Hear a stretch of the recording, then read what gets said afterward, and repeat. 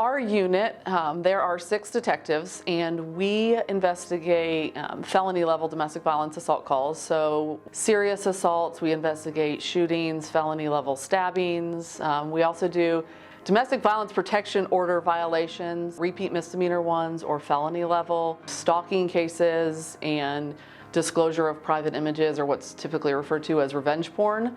In a year period, we typically see around 9,000 to 10,000 domestic violence reports that are filed, and of those, about 1,500 make its way up to our unit. Some of the red flags that you would look for would be that jealousy, like if you're spending time with someone other than the perpetrator, so you'll see that jealousy, that possessiveness, anything where, basically they're not the center of the world. You'll see increase in, well, let me look through your text messages, asking about locations, where were you, just kind of things where you feel like you're walking on eggshells around a person, looking for signs of like explosive anger.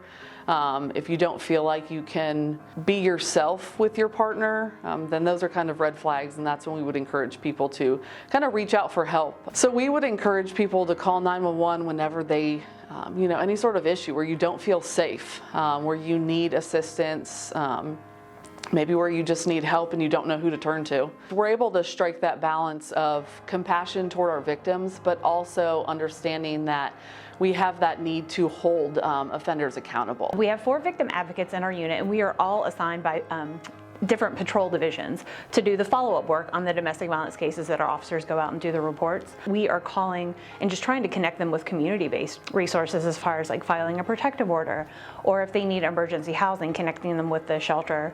All of those programs are through Safe Alliance, but we also connect folks with, if they want longer-term counseling, through community support services. The Greater Charlotte Hope Line is the 24-hour number that victims can call at any time, and it is manned by Safe Alliance staff. And that's the 980-771-4673. I think the most rewarding is just being able to do a lot of the outreach stuff that we do. We do a lot of community outreach, whether it's going to like apartment complex meetings and speaking with residents, or if it's going to church groups, just kind of getting the word out about domestic violence and about like the root causes of domestic violence and red flags, what people can look for in healthy relationships. We get a lot of response from that, and the community likes that because they want the information from us. So I do find it rewarding to being able to educate, especially the young people.